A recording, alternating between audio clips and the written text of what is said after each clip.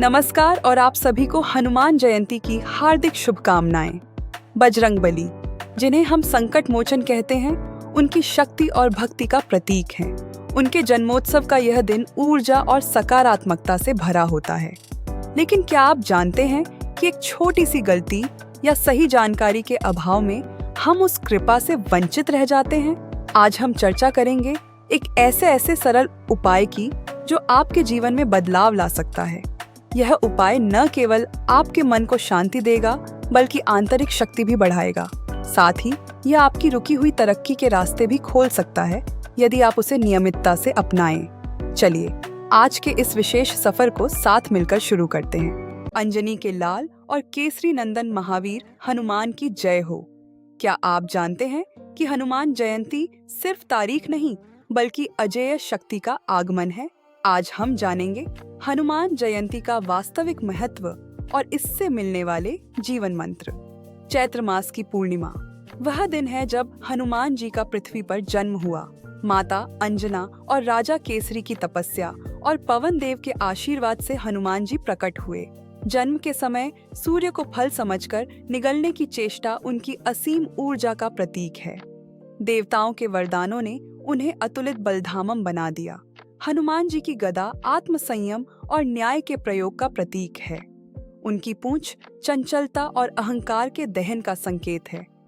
हनुमान जी के हृदय में राम का स्थान अहंकार को नष्ट कर सेवा भाव को दिखाता है। जो शक्ति पाकर भी सेवा करते हैं, वे मानसिक रूप से सबसे स्थिर होते हैं। हनुमान जयंती आज के युवाओं को संवाद कौशल, समस्या समाधान और एकाग्रता सिखाती है। लंका में रावण से संवाद और विभीषण को राम से मिलवाना उनकी कूटनीति का सर्वश्रेष्ठ उदाहरण है।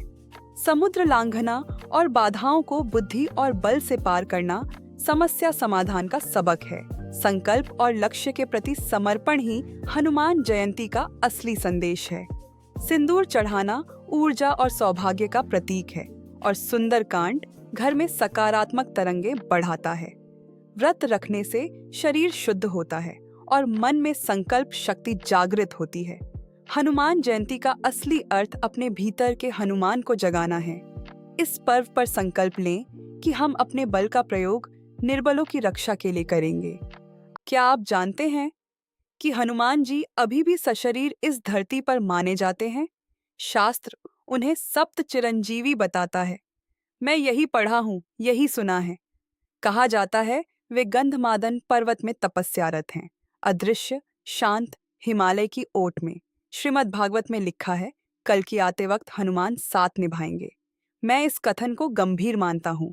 जहाँ राम कथा या नाम संकीर्तन होता है, वहाँ हनुमान की मौजूदगी महसूस होती है।